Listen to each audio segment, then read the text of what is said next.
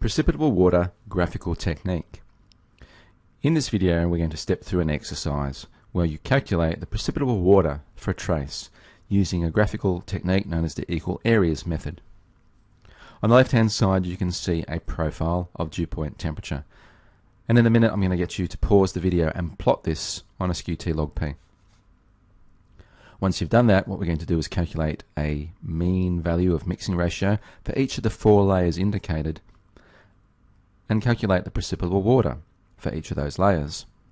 Then we'll sum them up to get the total precipitable water for the trace, and then finally ask the question, where does the major contribution to precipitable water come from?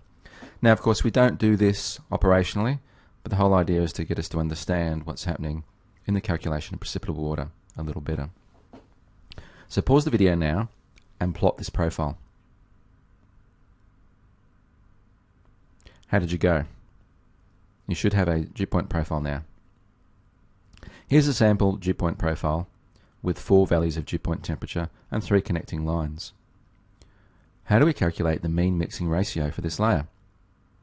What we're going to do is choose a best value of R such that the area between that line, that isopleth of mixing ratio, and the dew point profile on the left hand side is equal to that on the right hand side.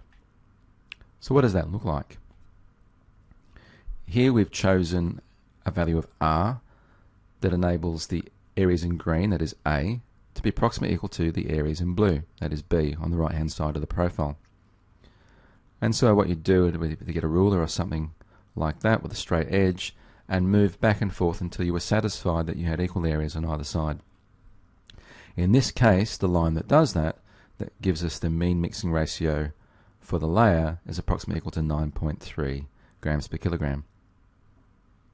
Now I want you to pause the video again and do this for the 4 layers of the trace that you drew earlier. So how did you go with that? Now what's shown is the trace, roughly plotted out, and 4 values of mean mixing ratio for the layer, and you can see what's been done is that the areas are shaded in to try and indicate that there's equal areas either side. This method takes a little bit of practice, but nonetheless what you can see once we've done that is that the mean mixing ratio for the layers decreases with height. And we've talked a little bit about this earlier. The source of moisture is the surface, and then vertical motions transport water vapor upwards. So the largest contribution to precipitable water happens in the lowest layer, where the mean mixing ratio is 15 grams per kilogram, and you see for the top layer it's about 0.3. When we add all those values up, or rather we calculate the precipitable water, here are the values. So there's 269 tenths of millimeters in the lowest trace, down to 5 in the top. When you add up all of those, it's about 43 millimeters roughly. The calculated value for this particular trace was 43.7, so it's not a bad approximation. And as we've noted, most of the moisture resides in the lower part of the troposphere, and that's what makes the largest contribution to the precipitable water. If we did this calculation for every single layer, here's what you get, and you get a value that's very close to the actual value itself, so that's somewhat tedious.